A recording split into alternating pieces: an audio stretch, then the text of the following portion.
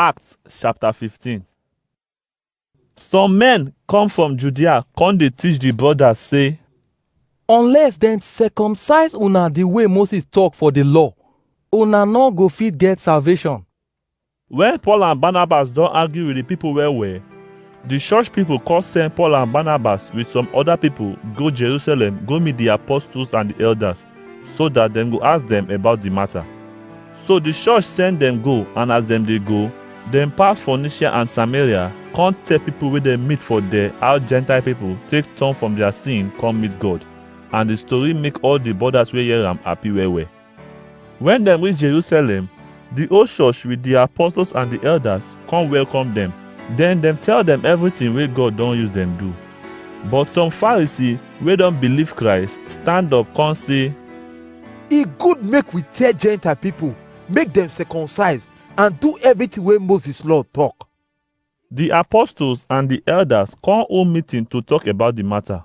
After dem don argue well about the matter, Peter come stand up say, My brothers, una know say before, na me God choose make e go preach give Gentile people make dem hear and believe in word. And God, wey know wetin dey inside people mind, don show himself to them when he give them the Holy Spirit, just as he give us. And he no do wayo between we and them because he make their hearts clean by faith. So why una wan come try God? Load wey we and our grandpapa them no fit carry, why una dey put am for dis disciples head? We believe say God save us through grace wey come from Jesus Christ, just as he do for dis Gentile people too. everybody wey dey for there come quiet dey hear wetin Barnabas and Paul dey talk, and dem tell them about the miracles and wonders wey God use them do among Gentile people. After dem don talk finish, James answer, Our brothers, make una hear wetin I wan talk. Simon don tell us how God first choose some people from Gentile wey go dey talk about am. These things gree with wetin the prophet talk before say, after all these things, I go come back and I go build David's house wey e don fall. I go build am with all the sand wey scatter for ground, and e go strong again. So everybody go come meet God, plus Gentile people wey I don call to be my people. God wey make all these things, na so he talk, and he know say na so e go be.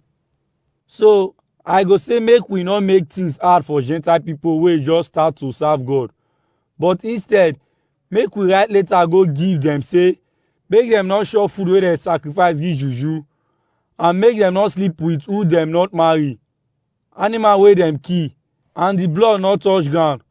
Make dem not chop or drink in blood, because na since our grandpapa dem time dem don dey preach Moses law for the synagogue for every Sabbath day. So the apostles, elders and the whole church come gree say make dem go send some men follow Paul and Barnabas go Antioch.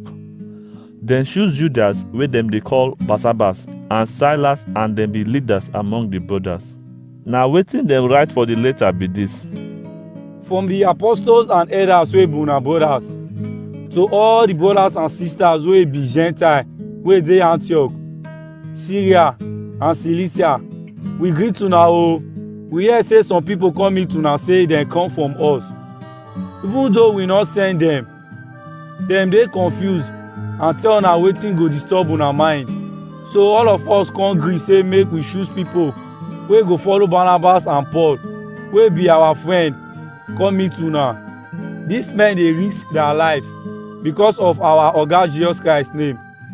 So we send Judas and Silas wey go tell una all these things by themselves, because we and the Holy Spirit no wan put heavy load for una head. So na this small advice we dey give una. We advise say make una forbid meat and blood wey dem don sacrifice give juju, and any animal wey una kill wey e blood no touch ground, and make una no sleep with who una no marry. If una forbid all these things, una go do well. So when dem don send dem go, dem come go Antioch, and after dem gather everybody, dem come give dem the letter. Because of wetin dem write put for the letter, all the people happy when dem read am out. But Judas and Silas, wey be prophets, encourage the people, and wetin dem talk come make the people heart strong. After dem don stay there tey small, the brothers come send dem back with peace to the people wey send dem come. But Silas say he go still stay there for some time. Paul, Barnabas and others come still stay for Antioch dey teach and preach God word. After some days, Paul come tell Barnabas, Make we go back go visit the brothers for all the town where we for preach God word, so that we go know how them dey. Barnabas wan come carry John Mark follow body, but Paul say make dem no carry am because na so e take leave dem for Pamphylia before and e no follow dem do the work. This matter come cause serious quarrel sotey dem come separate. Barnabas take Mark follow body and dem come enter ship go Cyprus. But Paul choose Silas and then go meet the brothers and sisters come pray make God bless them. Paul pass through Syria and Cilicia, dey encourage the people wey dey the church dem for there.